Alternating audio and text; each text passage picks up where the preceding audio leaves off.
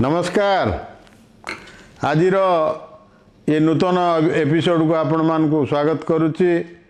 अनुसंधान और जनविचार टीवी आपण रीतिमत देखुचंती एवं आमको सब्सक्राइब करुचंती, कमेंट करुचंती, आमर ये वीडियो को शेयर करथुवारु आपण को बहुत बहुत धन्यवाद, आंतरिक शुभेच्छा एवं अभिनंदन जनाऊँगी।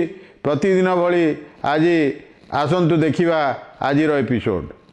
नमस्कार दर्शक बंधु, आज आमे आउ एक चांचल्यकर घटना आपण निकट में परिवेषण करूँ, जहाँ हूँ किभली जड़े ओडिया युवती जगत सिंहपुर से जम्मू काश्मीर जड़े मुसलमान युवक जहाँ ना हूँ समीर मंसूर चक्रांतर शिकार होती एवं एमानकर जो संपर्क स्टार्ट होता ये मोबाइल फ्री फायर गेम रू एवं फ्री फायर गेम रे युवती के हराई ता सहित बंधुता स्टार्ट करते।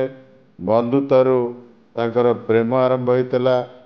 प्रेम आस्ते आस्ते बढ़ी एमती है जे तांको भितर शारीरिक संपर्क स्थापन है। तापरे मिथ्या प्रतिश्रुति व्यवहार देई से बारंबार दुष्कर्म करिसेंती एवं सबुठु बड़ जिनिस भितर हूँ एते भितर एते कथा सरीगला परे मध्य युवकटी निजर धर्मर परिचय देनी धर्म को लुचई थिला एवं धर्म को लुचई ये कौन करी युवती की विवाह करिवार प्रलोभन देई ता सहित अनैतिक संपर्क स्थापन करथिला। महिला थाना रे युवती ए विषय अभियोग करिया परे पुलिस तत्क्षणात आ उपरे कार्यानुष्ठान नहीं एवं समीर मंसूर को डिटेन काली करथिले। आज ताको अरेस्ट करी तार मेडिकल टेस्ट पाई कैपिटल हॉस्पिटल को पठेइथिले एवं ये जो समीर मंसूर ये युवती की नहीं कौन करता जम्मू काश्मीर भगवान को जना। जहाँ आम देखुचु पछद पटेरे रही ए माने ये जो लव जिहाद ना रे हिंदू युवती मान को फसईकरी तांको सहित संपर्क रखी विवाह प्रतिश्रुति देई शेष मारिदेवार मध्य बहुत नदीर अच्छी। मारिकी केतोल फ्रिज भीतर किए रखीदेलानी, किए डीप फ्रीजर रे रखीदेलानी, किए अटैच भीतर खंड खंड कर रखिलानी। जहाँ आमर ये जो सरल निरीह कोमलमती युवती माने जानी पारु नाहंती। तेणु एभली किसी घटना जदि होता है ये युवती के आम धन्यवाद दबा, शाबाश दबा।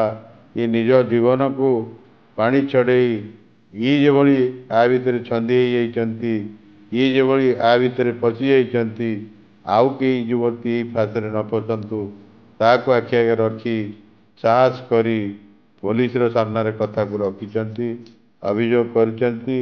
ये समीर मंसूर ये जड़े मुसलमान युवक जे जम्मू काश्मीर रहती, ये जल्लाद कौन करी हिंदू युवती सहित एभली व्यवहार करी जहाँ केवे भी कल्पना करा जाय पारे ना। किंतु एमानकर एक कुचक्री गोष्ठी अच्छी एमाने षड्यंत्र कर जहाँ आम राजधानी भुवनेश्वर में देखा पाइले एवं भुवनेश्वर ये कथार पर्दाफाश होती।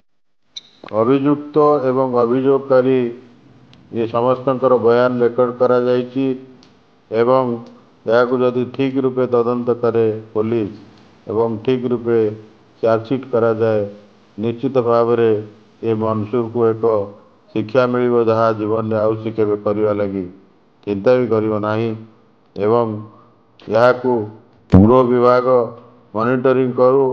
पुलिस विभाग को केते जल्दी ये केस चार्जसीट कर देखा बाकी रहा।